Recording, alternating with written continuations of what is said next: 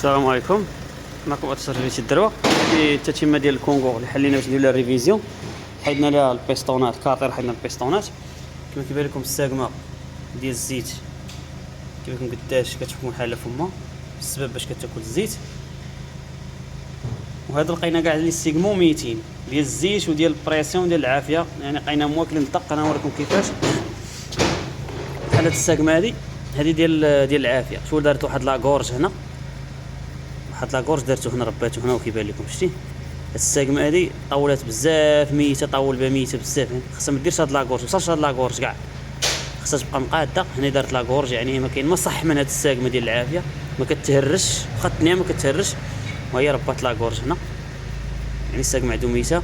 ثالث حاجه، هاد الموطور كان غيكولي، هاد الموطور ديالو كون ما حلش هاد الحله كان غيكولي. غنوريكم علاش كان غيكولي. هاد لي كوكي لقيناهم ضعافوا بزاف وحماروا اكثر من القياس وضعافوا. ملي كنحيدوا البياله، ملي كنحلو كنطلعوا البيستون، هاد الكوكي كيبقى شاد في بعضياته، ما كيخرجش مع البيستون، يعني كيبقى شاد ليك بحال هكا في الفيبرو. كان الحريفيه راه غيعرفوا كيبقى شاد ليك وحده لوحده ما كتحيدش. كان شويه كانت غيدور وحده كدور على وحده وكيكولي الموطور. من حدا كتضعف كتدخل تحت ختها وكان غيكولي ليه الموطور. حفظوا الله بعدا حل في الوقت المناسب. وها نكملوا الخدمه، حنا كنقيو في هادشي وردوا لي ان شاء الله.